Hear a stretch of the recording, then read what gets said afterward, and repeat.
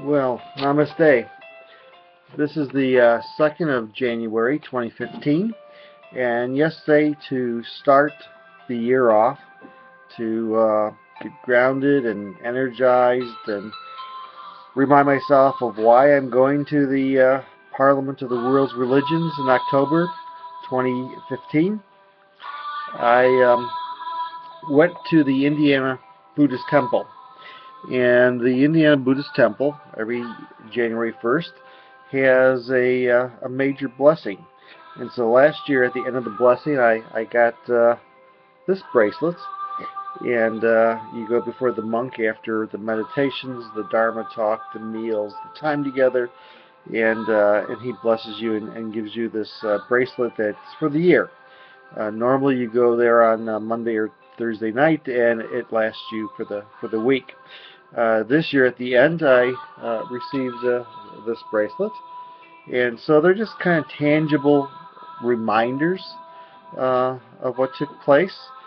And so, drove out to the Buddhist temple, and it's in Hoagland, Indiana. So you're leaving the city, going out into the farmland, barns, fields that are plowed up and frozen, and you drive on this country road until on one side you see these ducks walking around by a pond, and on the other side these statues, multiple statues of elephants.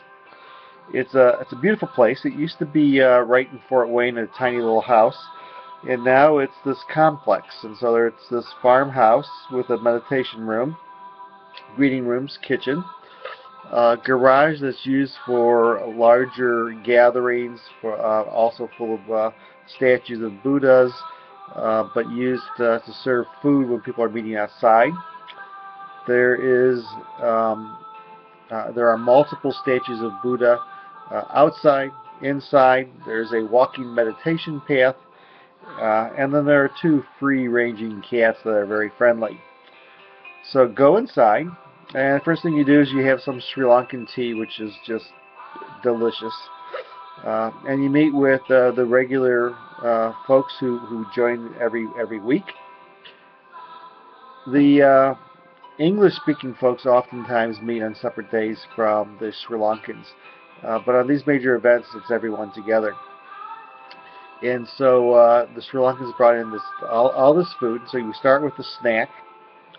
Then we go inside to the meditation room, and there's a blessing, a chant, and then we go to serve the two monks their meals, and then when they're done eating, we all eat, and it was just delicious, delicious vegetarian food. There was this equivalent of Mexican flan that was just fantastic. This custard. They kept telling me what plant it was made out of. There's no, it's totally vegetarian. I have no idea what the plant was, but just such good food. Every once in a while, you'd surprise yourself by realizing that you just bit into a pepper that would give you a lift off. But it was good food. Afterwards, and this spends a lot of time talking and um, meeting people who were there for the first time, people who've gone there for years. Talked to Stephanie, who used to live in the building, which is, I think, really cool. That used to be her home growing up. And she spent time last year in Utah living in caves in a non-money community, which I find pretty exciting. It kind of reminded me of the Desert Fathers, though I suspect that it's not like that at all. Um, so then we go back into the meditation room, which is a beautiful room with all the different Buddhas on the walls, but then the historical Buddha that we're all familiar with in the front. We're called to meditation, and we do our silent, deep breathing, guided meditation. And then afterwards, there's a string ceremony where we're all connected by one string, which talks about our own connectedness with one another and the universe. And so there's these themes of connectedness and impermanency. It's not for someone who needs to have things be very concrete. And we do the bless that particular chanting, and then we go up individually for the blessing from the monk, and to receive our bracelet. And then we gather again, and people eat some more. So it was eat, eat, and eat in the company of really good people from all different backgrounds.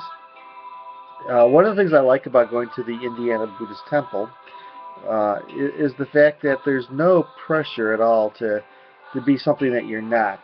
They're not trying to turn you into Buddhist or for you to leave your faith tradition. They're simply giving you a tool, if you want it, of how to meditate. And so I go there as a Roman Catholic, and I leave as a Roman Catholic, and don't feel any pressure, don't feel like I've let them down, or don't feel like I've betrayed my faith. It's particularly useful to me because I remember being at Catholic Collegium in Portland, Portland, Oregon, and being trained there, or having a workshop, I should say, a one-day workshop on Christian meditation, and very, very, very similar. So that's how I started this year, this journey, with meditation, peace and love meditation for all creatures, for all beings, and I'll be going to other houses of worship, meeting with all different faiths, and looking for commonalities. I'm interested in interfaith dialogue that is authentic and not just kind of pablum, not just kind of syrupy.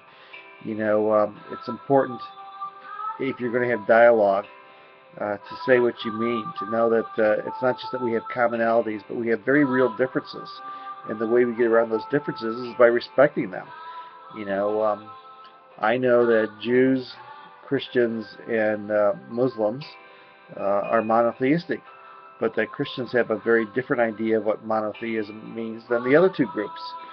To try to water that down is impossible, which is why the Eastern Church uses the word mystery so often to explain that which we really can't adequately explain. And so, I hope to go to these different places and see the commonality, the sacramental living, the fact that so many different houses of worship either use, incense and bells and chimes and chanting and light and color, or they go the other route and are very simplistic and pure, like a Quaker house, that type of thing.